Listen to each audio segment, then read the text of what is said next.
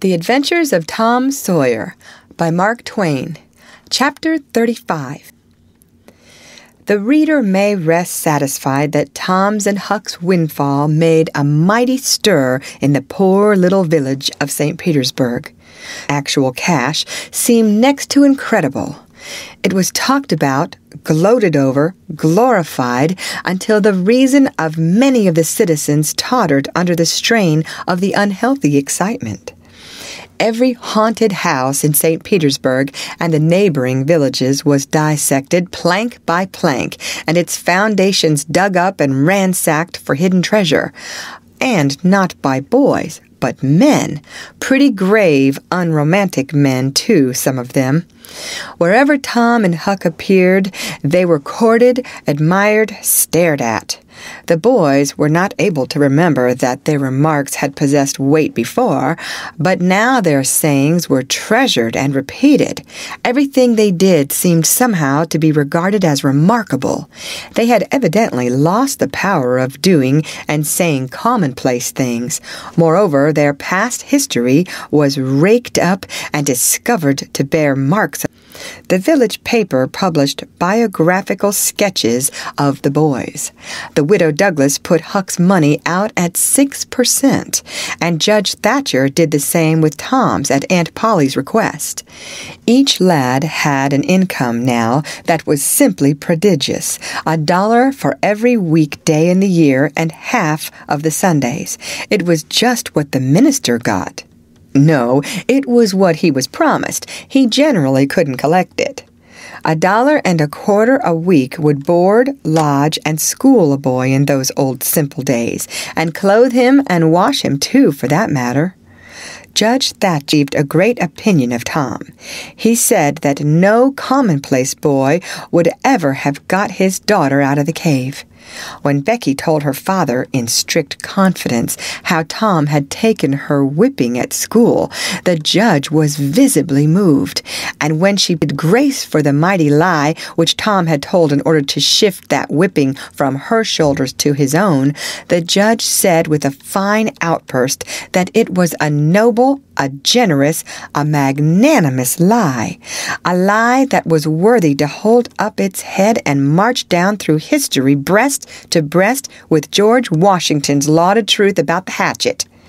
Becky thought her father had never looked so tall and so superb as when he walked the floor and stamped his foot and said that.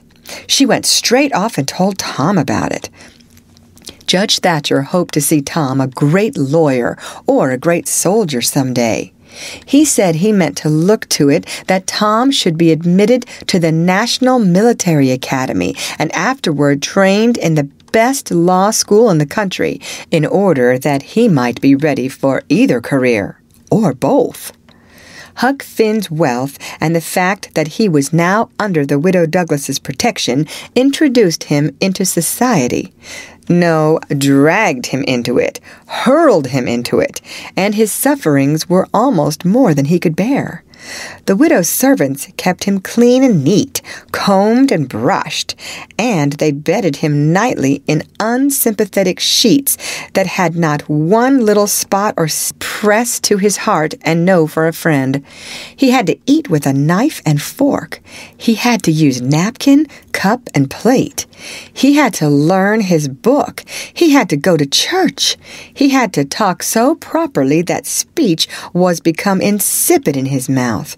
Whithersoever he turned, the bars and shackles of civilization shut him in and bound him hand and foot. He bravely bore his miseries 3 weeks, and then one day turned up missing. For 48 hours the widow hunted for him everywhere and were profoundly concerned. They searched high and low. They dragged the river for his body.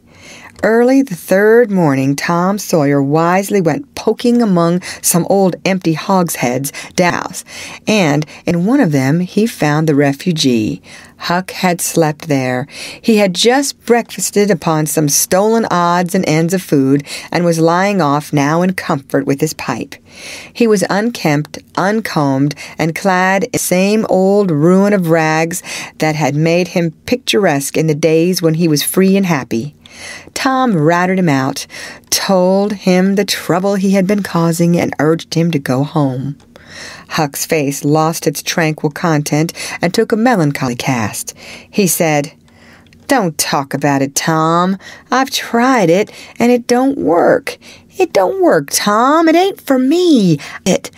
The widder's good to me and friendly, but I can't stand them ways. She makes me get up just at the same time every morning. She makes me comb me all to thunder. She won't let me sleep in the woodshed. I got to wear them blamed clothes that just smothers me, Tom. They don't seem to any air get through 'em somehow. And they're so rotten nice that I can't nor roll around anywheres. I hain't slid on a cellar door for, well, it 'pears to be years. I got to go to church and sweat and sweat. I hate them ornery sermons. I can't catch a fly. I can't chaw. I got to wear shoes all Sunday. The widder eats by a bell. She goes to bed by a bell. She gets up by a bell. Everything's so awful regular a body can't stand it." "Well, everybody does that way, Huck." "Tom, it don't make no difference. I ain't everybody, and I can't stand it. It's awful to be tied up so, and grub comes too easy. I don't take no interest in victuals that way. I got to ask to go a-fishing. I got to ask to go in a-swimming. Derned if I hain't got to ask to do everything. Well, I'd got to talk so nice it wasn't no comfort. I'd got to go up in the attic and rip out a while every day to get a taste in my mouth, or I'd have died, Tom. The widder wouldn't let me smoke. She wouldn't let me yell. She wouldn't let me gape, nor stretch, nor scratch before folks." Then, with a spasm of special irritation and injury, "And Dad fetch it, she prayed all the time. I never see such a woman. I had to shove, Tom. I just had to. And besides, that school's going to open, and I'd have had to go to it. Well, I wouldn't stand that, Tom. Looky here, Tom, being rich ain't what it's cracked up to be. It's just worry and sweat and a wishing you was dead all the time. Now these clothes suit me, and this barrel suits me, and I ain't ever going to shake 'em anymore. Tom, I wouldn't ever got into all this trouble if it hadn't have been for that money. Now, you just take my share of it along with yourn and give me a 10-center sometimes. Not many times, because I don't give a dern for a thing that it's tolerable hard to get. And you go and beg off for me with the widder." "Oh, Huck, you know I can't do that. 'Tain't fair. And besides, if you'll try this thing just a while longer, you'll come to like it." "Like it? Yes, the way I'd like a hot stove if I was to set on it long enough. No, Tom, I won't be rich, and I won't live in them cussed smothery houses. I like the woods, and the river, and hogsheads, and I'll stick to 'em, too. Blame it all. Just as we'd got guns and a cave, and all just fixed to rob, here this darn foolishness has got to come up and spoil it all."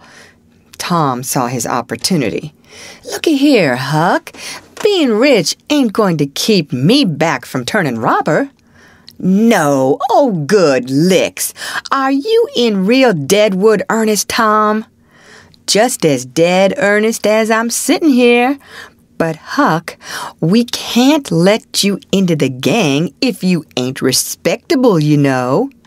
Huck's joy was quenched. "Can't let me in, Tom? Didn't you let me go for a pirate?" "Yes, but that's different. A robber is more high-tone than what a pirate is, as a general thing. In most countries, they're awful high up in the nobility, dukes and such." "Now, Tom, hain't you always been friendly to me? You wouldn't shut me out, would you, Tom? You wouldn't do that now, would you, Tom?"